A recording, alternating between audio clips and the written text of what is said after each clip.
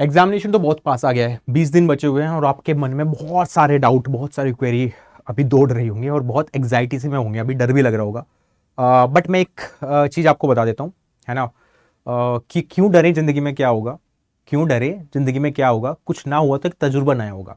तो आप खुश रह के अभी पढ़ो, रिवीजन करते रहो। बट एक इंपॉर्टेंट क्वेश्चन आपके दिमाग में आता है कि क्या सेफ स्कोर रह सकता है सर, जिससे हम ये सोच पाए कि अगर इतना हमने सिक्योर कर लिया, बिकॉज एग्जामिनेशन देने के बाद में सारा पता चल जाता है कि कौन से क्वेश्चन सही हुए हैं, कौन से गलत हुए हैं।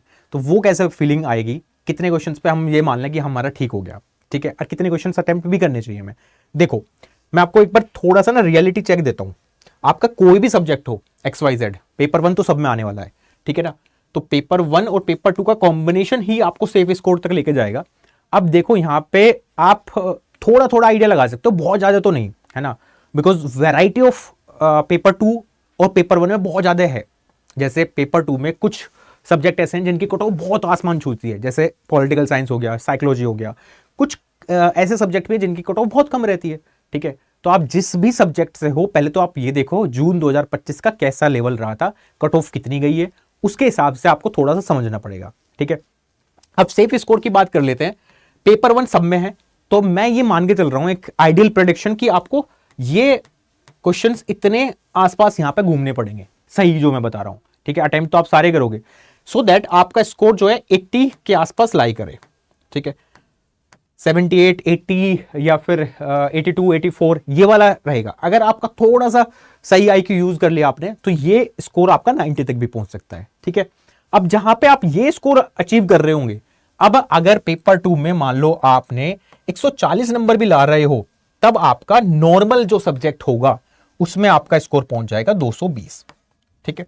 नॉर्मल सब्जेक्ट की जिसकी कट ऑफ कम जा रही है।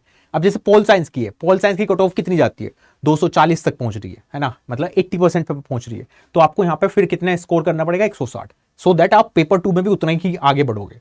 अब अपने अकॉर्डिंग जो जो आपका पेपर 2 का सब्जेक्ट्स है, उसके अकॉर्डिंग आप पेपर 1 का एक कॉम्बिनेशन बनाने की कोशिश करना, यहां पे गणित यूज करना। बट जितने भी सब्जेक्ट है, 85 सब्जेक्ट्स में आपका यूजीसी नेट का पेपर होगा, उन 85 सब्जेक्ट में आपको ये स्कोर रखना पड़ेगा पेपर 1 में, जो कि पॉसिबल है, इम्पॉसिबल नहीं है ये, है ना। बहुत सारे बच्चों के जून 2025 में आए हैं, यहां तक कि 90 तक स्कोर गया। अभी मॉक टेस्ट में भी बच्चों के स्कोर जो जा रहे हैं 88, 84, 82 ये स्कोर जा रहा है, तो वो अचीवेबल है, वो प्रॉब्लम वाली बात नहीं है कि नहीं अचीव होगा, ठीक है। आपको यहां पे कॉम्बिनेशन बनाना पड़ेगा।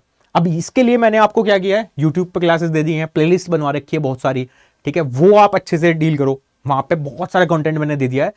एक तो यूट्यूब क्लासेस का ना आप रेस्पेक्ट किया करो। बहुत सारे स्टूडेंट सोचते हैं फ्री में है तो ऐसे ही है, नहीं भाई, मैंने जो कंटेंट यूट्यूब पे दिया है ना, अगर आपने ढंग से वो पढ़ लिया, पेपर 1 में ये वाला स्कोर आराम से अचीवेबल होगा, ठीक है, कोई प्रॉब्लम नहीं होने वाली।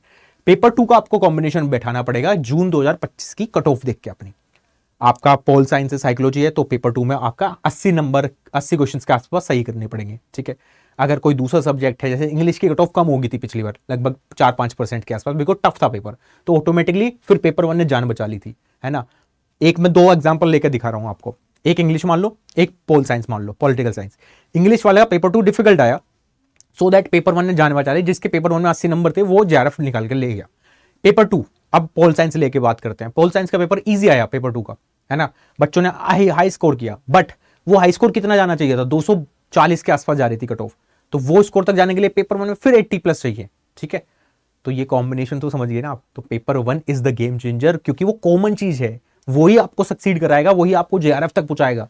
तो 0.7% में अगर आपको आना है, तो ये 80 वाला तो सिक्योर करना पड़ेगा। इसके लिए मैंने काफी सारी आपको कंटेंट दे दिया है, पेड क्लासेस में चीजें बता दी हैं, यूट्यूब में चीजें बता दी हैं, प्लेलिस्ट दे दी आपको। ये सारा काम अभी करो। साथ में जिन भी स्टूडेंट का भी स्कोर ऊपर नीचे लाई कर रहा है ना, कभी बढ़ रहा है कभी घट रहा है, तो अभी आप एक काम करो, क्योंकि अभी 20 दिन बचे हुए हैं कुल मिला के, अभी आप मॉक टेस्ट जो होगा, टेस्ट सीरीज होगी, वो उसकी फ्रीक्वेंसी अब बढ़ानी पड़ेगी हर ऑल्टरनेट डे पे।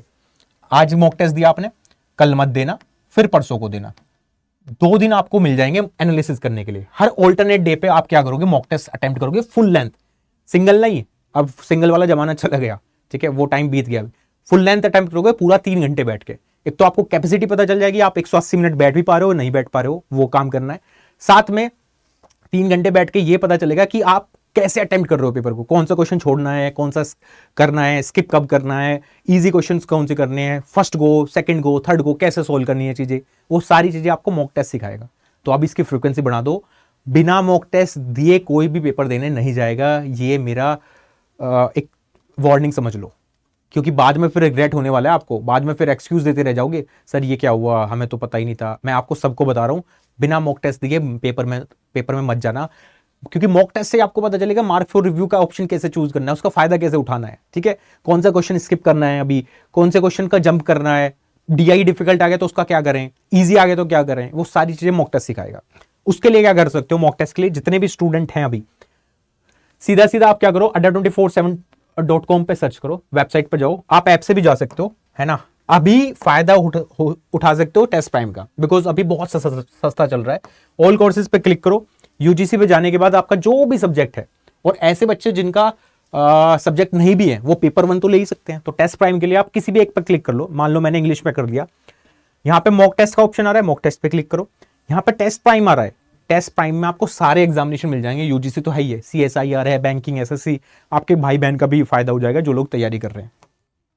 अभी 5 रुपए में आपको मिल रहा है, ठीक है, 5 रुपए में आपको मिल रहा है 5 दिन के लिए टेस्ट प्राइम, इसका फायदा उठा सकते हो, ठीक है, लेकिन ये आपको उठाना पड़ेगा 24 घंटे के अंदर अंदर ही, मतलब आज से कल शाम तक आपको ये ज्वाइन करना पड़ेगा टेस्ट प्राइम, ठीक है। तो कल शाम 6 बजे तक आपके पास है ये ऑफर, इसमें अगर आप ज्वाइन करते हो तो 5 रुपए में आप दे पाओगे मॉक टेस्ट, ठीक है, 5 दिन के लिए। फिर हर 30 दिन, मतलब हर महीने आप फिर 50 रुपीज दोगे, कोई ज्यादा नहीं है, ठीक है, 50 रुपए। ज्वाइन करने के लिए क्या करना है, बाय नाउ का क्लिक करना है, बस सिंपल, और कुछ भी नहीं, ठीक है, या फिर नीचे जो नंबर दिया हुआ है उस पर आप कॉल कर सकते हो। साथ में पेपर 1 के लिए जेआरएफ दिवस आ रहा है 4.0, ठीक है, 14 दिसंबर 14 तारीख को आपका सुबह सुबह 10 बजे मैं आ जाऊंगा आपसे मिलने के लिए, जेआरएफ दिवस 4.0 में, उसके लिए रेडी रहना है, बिकॉज उससे सिलेक्शन हो जाएगा आपका, ठीक है। बाकी आपके कोई भी डाउट हो, कुछ भी पूछना चाहते हो, कमेंट सेक्शन ओपन है, बिंदास पूछ सकते हो। साथ में अगर वीडियो कैसी लगी वो बता देना, लाइक कर देना, और चैनल पर नए हो तो सब्सक्राइब करके जरूर जाना। Thank you so much.